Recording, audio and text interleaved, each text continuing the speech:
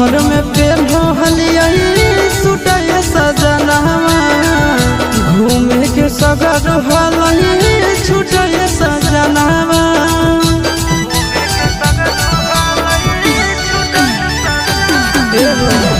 नैहर में पेलो हलिया सुटय सजनवा घूमे के सगर हलही छुटय सजनवा निकलो नहीं अइला जे घर से बाहर कहत कि ससुर भई सुरावा हर गिरे गिरे जाए पियावा माथावा से चढ़ावा हर गिरे गिरे जाए हो पियावा माथावा से चढ़ावा।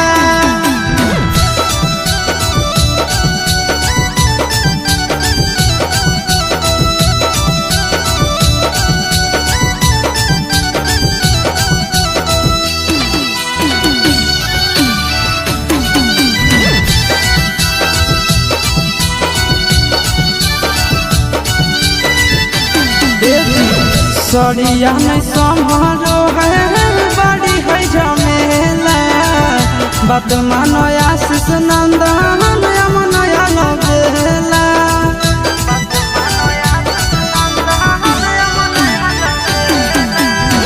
सड़िया नहीं संभरो है बड़ी है झमेला बात मानो आशीष नंदन यमुना लगेला करो नहीं बहाना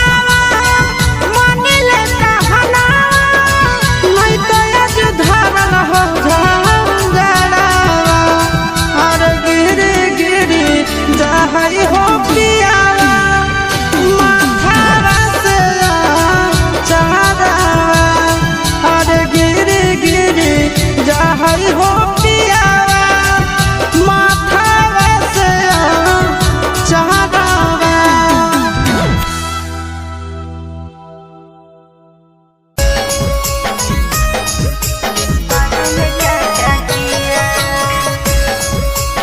Mixed by Nandan Yadav।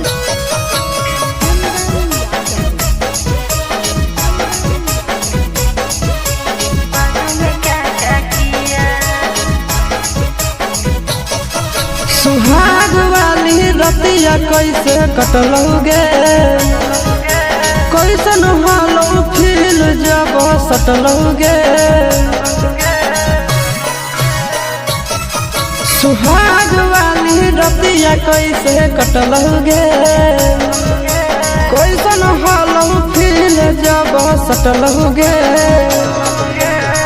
घूंघटा उठावे घर क्या किया दिया घूंघटा उठावे घर क्या किया दिया पहले बुझाया दिया फिर चुमा उठ पे लिया हम हो गए बेहोश पता न पिया बाद में क्या क्या किया हम हो गए बेहोश पता न पिया बाद में क्या क्या किया।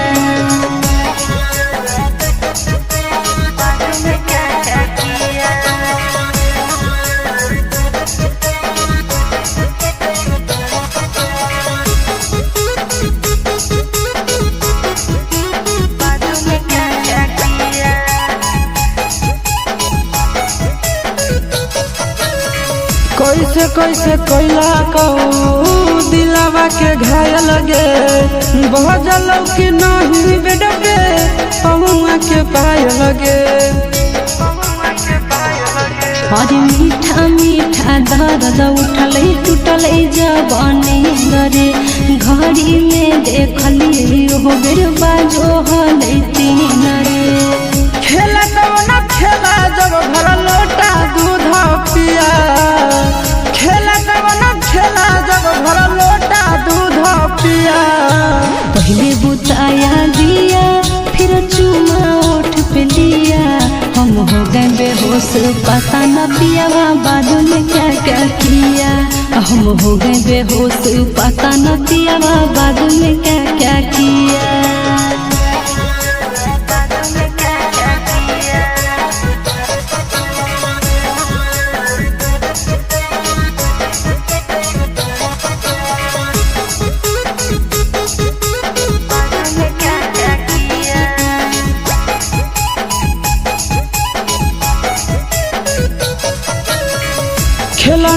कबड्डी कैसे है सैया जी के संग में, कैसे तू डूब गेली प्याज वाला रंग में।